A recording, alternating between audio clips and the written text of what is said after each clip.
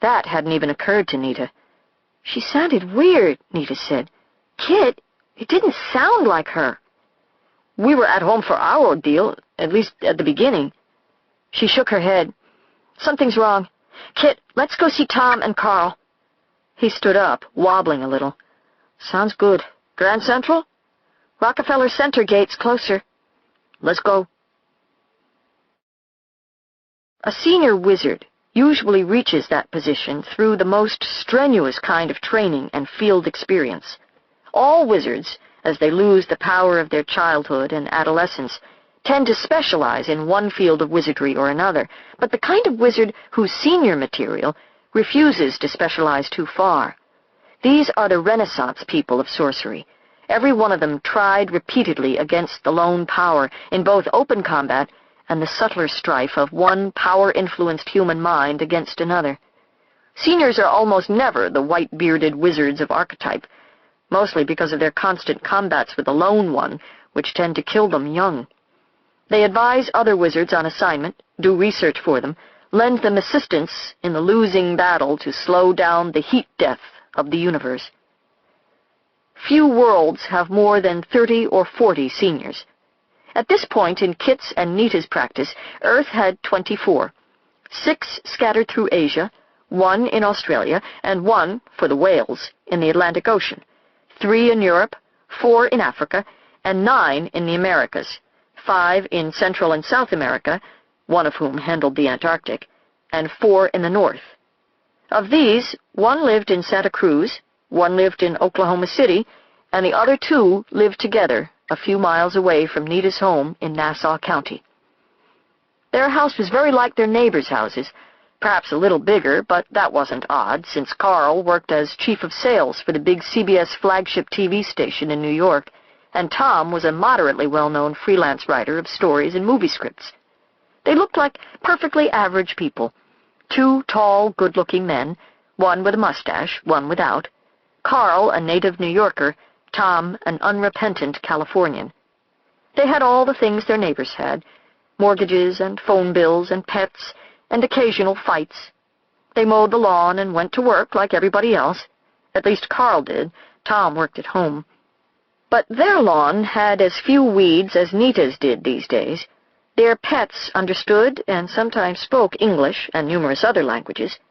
Their phone didn't always have a human being on the other end when it rang, and as for their fights, the reasons for some of them would have made their neighbors' mouths drop open.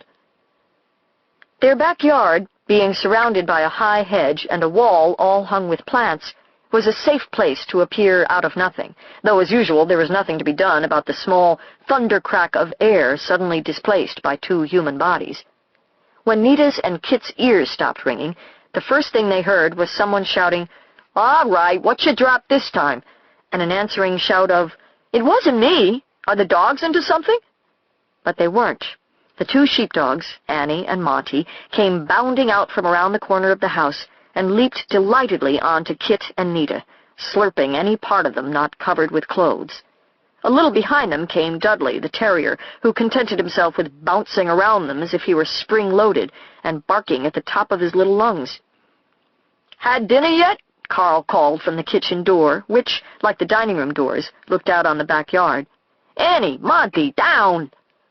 "Bad dog! Bad dog! No, no, no!" screamed another voice from the same direction, not surprising, since its source was sitting on Carl's shoulder. This was Machu Picchu the macaw, also known, to her annoyance, as Peach, a splendid creature, all scarlet and blue, with a 3-foot tail, a foul temper, and precognitive talent that could read the future for months ahead, if Peach felt like it. Wizards' pets tend to become strange with time, and seniors' pets even stranger than usual, and Peach had been with Tom and Carl longer than any of the others. It showed. "Come on in," called one last voice. Tom. Kit and Nita pushed Annie and Monty more or less back down to dog level and made their way into the house through the dining room doors. It was a pleasant, open place, all the rooms running freely into one another and full of handsome, functional furniture. Tom's desk and computer sat in a comfortable corner of the living room. Kit pulled a chair away from the dining table and plopped down in it, still winded from his earlier wizardry. Nita sat down next to him. Carl leaned over the table and pushed a pair of bottles of Coke at them, sitting down and cracking open a third one himself. Tom, with a glass of iced coffee, sat down too. "Hot one today," Carl said at last, putting his Coke down. Pichu sidled down his arm from his shoulder and began to gnaw thoughtfully on the neck of the bottle. "No kidding," Kit said. "You look awful," said Tom. "What have you two been up to?" For answer, Nita opened Kit's manual to the directory and pushed it over to Tom and Carl's side of the table. Tom read it, whistled softly, and nudged the manual toward Carl. "I saw this coming," he said, "but not this soon. Your Mom and Dad aren't going to be happy. Where did she go?" "Mars," Kit said. "Home," Nita said. "Better start at the beginning," said Carl. When they came to the part about the World Gate, Carl got up to go for his supervisory manual, and Tom looked at Kit with concern. "Better get him an aspirin, too," Tom called after Carl. "I'm allergic to aspirin." "A Tylenol, then. You're going to need it. How did you manage to disalign a patent gateway all by yourself? But wait a minute." Tom peered at Kit. "Are you taller than you were?" 2 inches. "That would explain it, then. It's a hormonal surge." Tom cleared his throat and looked at Nita. "You too, huh?" "Hormones? Yes, unfortunately." Tom raised his eyebrows. "Well, your wizardry will be a little more accessible to you for a while than it has since you got started. Just be careful not to overextend yourself. It's easy to overreach your strength just now." Carl came back with his supervisory manual, a volume thick as a phone book, and started paging through it. Annie nosed Kit from one side. He looked down in surprise and took the bottle of Tylenol she was carrying in her mouth. "Hey, thanks." "Lord," Carl said. "She did a tertiary gating all by herself." "Your body becomes part of the gateway force fields," he said, looking up at Nita and Kit. "It's one of the fastest and most effective kinds of gating, but it takes a lot of power." "I still don't get it," Nita said. "She doesn't have a manual." "Are you sure?" Carl said. "And have you gotten a computer recently?" said Tom. "Just this morning." Tom and Carl looked at each other. "I thought only advisory levels and above were supposed to get the software version of the manual just yet," Carl said. "Maybe, but she couldn't have stolen one of those any more than she could have stolen one of the regular manuals. You're offered it, or you never see it." Nita was puzzled. "Software version?" Tom gave her a wry look. "We've been beta testing it," he said. Testing the beta version of the software, the one that'll be released after we're sure there are no bugs in it. You know the way you normally do spells? You draw your power diagrams and so forth as guides for the way you want the spell to work, but the actual instructions to the universe are spoken aloud in the speech? Uh-huh. And it takes a fair amount of practice to learn to do the vector diagrams and so forth without errors, and a lot of time, sometimes, to learn to speak the speech properly. More time yet to learn to think in it. Well, Tom sat down again and began turning his empty glass around and around on the table. Now that technology has proceeded far enough on this planet for computers to be fairly widespread, the powers have been working with the senior wizards to develop computer-supported wizards' manuals. The software draws the necessary diagrams internally, the way a calculator does addition, for example. You get the solution without seeing how it's worked out. The computer also synthesizes the speech, though of course there are tutorials in the language as you go along. "The project has both useful and dangerous sides," Carl said. "For one thing, there are good reasons why we use the speech in spelling. It contains words that can accurately describe things and conditions that no earthly language has words for. And if, during a spell, you give the computer instructions that are ambiguous in English and it describes something inaccurately, well," he looked grim. "But for the experienced wizard who already knows the theory he's working with and is expert in the speech, it can be a real time-saver." "A life-saver, too, under special circumstances," Tom said, looking somber. "You two know how many children go missing in this country every year." "Thousands." "It's not all kidnappings and runaways," Tom said. "Some of those kids are out on their ordeals. And because they don't have time to become good with the speech, they get in trouble with the lone power that they can't get out of. And they never come back." He moved uneasily in the chair. "Providing them with the wizard's software may save some of their lives. Meantime—" Carl turned over a page or two in his manual, shaking his head. "Meantime, I want to look at Darene's software. I need to see which version of it she got. And I want a word with her. If she lights out into the middle of nowhere on ordeal without meaning the oath she took, she's going to be in trouble up to her neck.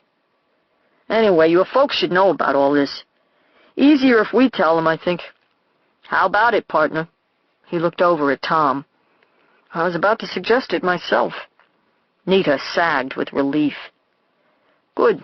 Your folks busy this afternoon, Neats?" "Just with a computer." "Perfect." Carl put out his hand, and from the nearby kitchen wall the phone leaped into his hand. Or tried to. The phone cord brought it up short, and there it hung in the air, straining toward Carl like a dog at the end of a leash.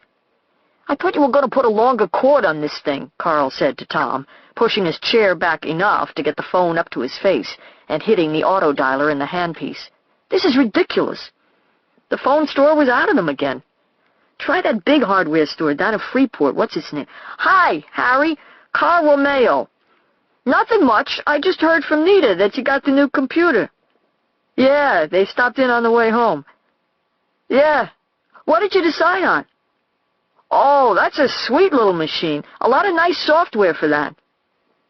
Carl listened for a few seconds to the soft squeaking of the phone while Pichu left off chewing on Carl's Coke bottle and began nibbling delicately on the phone cord. Carl smacked her gently away, and his eyebrows went up as he listened. "Okay, fine. Fine. See you in a bit.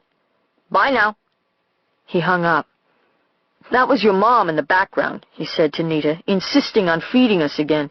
I think she's decided the best thing to do with adult wizards is tame them with kindness and gourmet cuisine." "Magic still makes her nervous," Nita said. "Or we still make her nervous," Tom said, getting up to shut the doors. "Well, yeah. Neither of them can quite get used to it, that you were their neighbors for all these years and they never suspected you were wizards. Being out in the open," Tom said, "causes even more problems than passing, as you'll have noticed. But the truth works best. The front door locked?" he said to Carl. "Yup," said Carl. He looked down at his side in surprise. From the table, Pichu was calmly climbing, beak over claw, up the side of his polo shirt. "Bird?" "I'm going," said Pichu, achieving Carl's shoulder with a look of calm satisfaction and staring Carl right in the eye. "I'm needed." Carl shrugged. It was difficult and time-consuming to start fights with a creature who could rip your ear off faster than you could remove her. "You do anything nasty on their rug," he said, "and it's macaw croquettes for lunch tomorrow, capiche?" Pichu, preening a wing feather back into place, declined to answer. "Then let's motor," Tom said. They headed for the garage. "Lord," Tom said, "who writes these manuals anyway? This is better than most, but it still might as well be in Sanskrit. Harry, where's that cable?" Nita watched with barely suppressed amusement as Tom and her father dug among the manuals all over the floor, and Tom went head first under the desk. "Computer seems to be running anyway," Carl said. "Had to drag Darene away from it before she blew it up," said Mr. Callahan, peering under the desk to see what Tom was doing. "She was messing with the cables." "Where is she, Daddy?" said Nita. "In her room. You two must really have run her down for her to come home so early." "Which train did she take?" Kit said. "She didn't say. She looked a little tired when she got in. Said she was going to go read or something. Tom, is that plug really supposed to go in there? It looks too big." "They always do. See, this little bit inside the casing is all that actually goes in." "Oomph." Carl, standing beside Nita, reached around the back of the apple and hit the reset button. The A greater sign prompt that had been there vanished. The Apple logo came up again. It had no bite out of it.